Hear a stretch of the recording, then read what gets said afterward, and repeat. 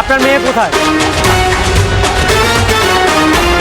Hello, আসসালামু আলাইকুম বন্ধুরা। গরিব ঘরের রাজপুত্র নাটকের 16 নম্বর পর্বটা আপনারা অলরেডি দেখে ফেলছেন এবং 17 নম্বর পর্বের জন্য আপনারা অনেকেই কমেন্ট করতেছেন। তাই আজকের ভিডিওতে জানতে পারবেন কি করলে আগামীকালকের ভিতর 17 নম্বর পর্বটা দেখতে পারবেন এবং সপ্তাহে 3টা এপিসোড দেখতে পারবেন। আজকের এই ভিডিওতে আপনারা বিস্তারিত জানতে পারবেন। আর আপনারা যারা গরিব ঘরের রাজপুত্র নাটকের সপ্তাহে 3টা এপিসোড এবং 17 নম্বর পর্বটা আগামীকালকের ভিতরে দেখতে যাচ্ছেন, আপনাদের জন্য একটি শর্ত রয়েছে। অর্থাৎ আপনারা যারা আমাদের ইউটিউব চ্যানেলে নতুন আছেন, অবশ্যই আমাদের ইউটিউব চ্যানেলটিকে সাবস্ক্রাইব করে দেবেন। তাহলে আগামীকালকের ভিতরে আমরা আনতে যাচ্ছি গরিব ঘরের রাজপুত্র নাটকের 17 নম্বর পর্বটি।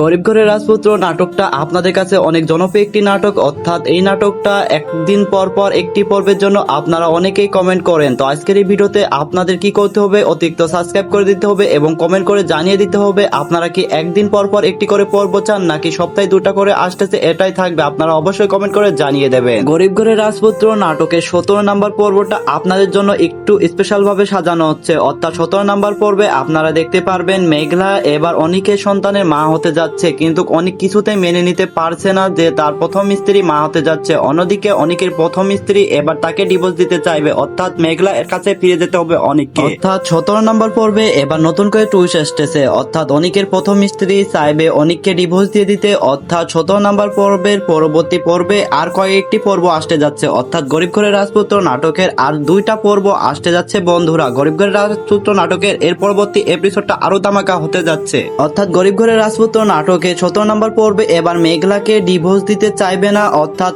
পরবর্তীতে তার প্রথম স্ত্রীকে অনেক ডিভোর্স দিয়ে দেবে। অর্থাৎ সে এবার ভাববে মেঘলার সাথে সে সংসার করবে, এই জন্য তার প্রথম স্ত্রীকে ডিভোর্স দিয়ে দেবে। 17 নম্বর পর্বটা আপনাদের জন্য অনেক ধামাকা হতে যাচ্ছে। দেখতে চাইলে আমাদের ইউটিউব চ্যানেলটিকে সাবস্ক্রাইব করে রাখুন। আল্লাহ হাফেজ।